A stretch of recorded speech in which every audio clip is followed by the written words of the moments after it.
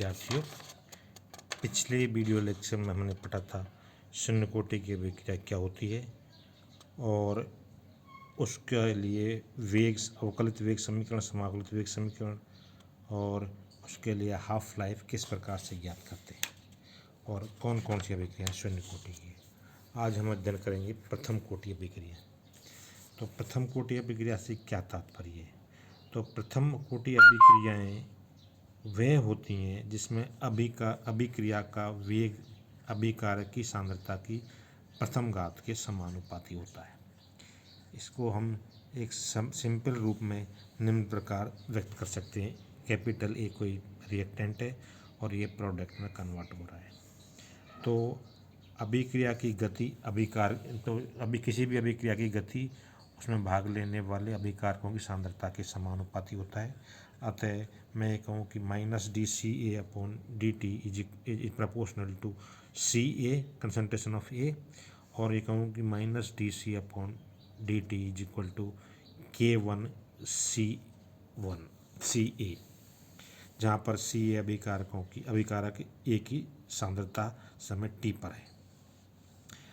अब मान लें हम कि सपोज रिएक्टेंट A की प्रारंभिक सांद्रता स्मॉल a मोल प्रति लीटर है तथा t समय बाद इस रिएक्टेंट A के x मोल उत्पाद में कन्वर्ट हो जाते हैं। अतः t समय पश्चात अभिकारक A की सांद्रता रिमेनिंग क्या हो जाएगी? A-x हो जाएगी। अतः द्रव अनुपाती क्रिया के नियमानुसार किसी समय t पर उत्पाद बनने की जो गति है वो होगी हमारी dx/dt, या मैं कह दूँ -dA-x/dt is proportional to concentration of A-x, और ये कह दूँ कि dx/dt is proportional to concentration of A-x, और ये कहूँ कि dx/dt is equal to K1 multiplied A-x। इसको हम समीकरण नंबर 1 कह सकते हैं, जहाँ पर K1 एक स्थिरांक है जो प्रथम कोटि की अभिक्रिया के लिए वेग गुणांक या वेग नियतांक कहलाता है। अब इस प्रथम कोटि अभिक्रिया के लिए जो हम अवकल समीकरण ज्ञात करें उसे हम किस प्रकार से ज्ञात करें? तो देखिए, समीकरण नंबर जो 1 है यानी dx/dt is equal to K1A-x में यदि हम इसमें वेरिएबल्स को सेपरेट करें तो क्या बन जाएगी हमारी equation? dx/A-x is equal to K1dt। इस समीकरण को मैं कोई दूसरा नंबर देता हूँ और इस समीकरण का कर देता हूँ मैं समावकलन। तो समावकलन of dx/A-x is equal to समावकलन ऑफ K1dt। यहाँ पे log x का 1/x का समाकलन हो जाता है log x, तो यहाँ पे हो जाएगा -ln A-x is equal to K1t plus c। ये हमारी कोई अगली इक्वेशन हो गई 3 नंबर की, इसको कह दें, जहाँ पर c क्या है? हमारा समाकलन स्थिरांक है। अब इसमें मैं कंडीशन लगा दूं कि ये समीकरण में कि जब t इज इक्वल टू 0 है तो x का मान भी क्या होगा, यानी जो प्रोडक्ट है हमारा वो उसका मान भी क्या होगी? 0। तो उस स्थिति में हमारे जो समीकरण में ये वैल्यू रख दूं मैं, तो -ln A is equal to c आ जाएगी, यानी समाकलन स्थिरांक की वैल्यू आ गई। और इसको मैं समीकरण नंबर 3 में रख देता हूँ, तो क्या बन जाएगी इक्वेशन हमारी? -ln A-x is equal to K1t minus ln A, और इसको मैं लिख सकता हूँ -ln A-x, इसका ट्रांसफर कर लो इधर को, तो plus ln A is equal to K1t, और इसको लिख सकता हूँ मैं log m/n के रूप में। तो यहाँ पर हो गया log ln A/A-x is equal to K1t, और इसको मैं लिख सकता हूँ K1t is equal to 2.303 log of A/A-x, क्योंकि log इज इक्वल टू होता है 2.303 log बेस e वाला। और यहाँ से मैं K1 की वैल्यू निकालूँ तो K1 की वैल्यू हमारी क्या जाएगी? 2.303 divided by t log of A/A-x, और यहाँ से अगर t की वैल्यू निकालना चाहूँ तो t इज इक्वल टू क्या हो जाएगा? 2.303 divided by K1 log of A/A-x।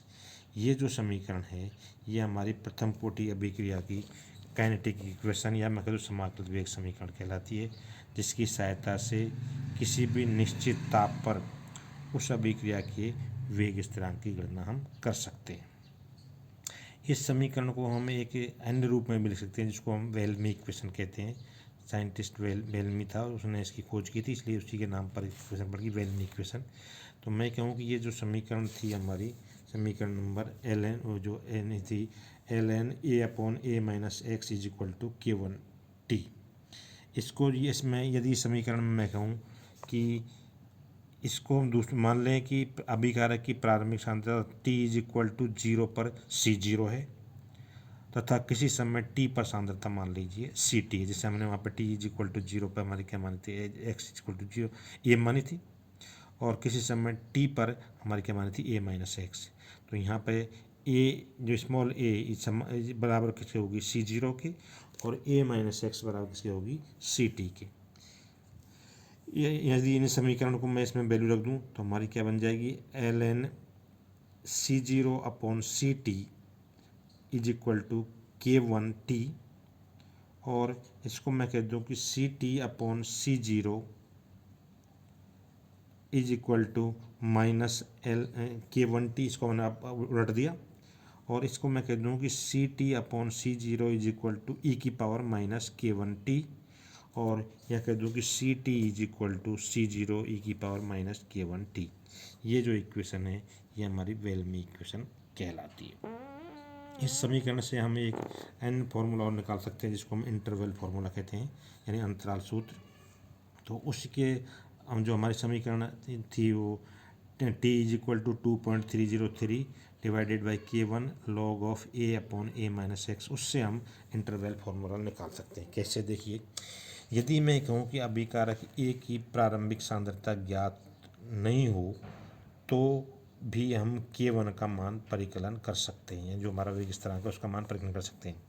माना कि किसी समय T1 व T2 पर अभिकारक की सांद्रताएं क्रमशः x1 व x2 हैं, अपघटित होती हैं, तथा T1 व T2 समय के बाद अभिकारक की सांद्रता a माइनस x1 और a माइनस x2 रह जाती है। तो उस स्थिति में जो हमारी समीकरण है उससे हम निकाल सकते हैं T1 is equal to 2.303 divided by K1 log of a upon a minus x1, इसको हम समीकरण नंबर 1 कह सकते हैं।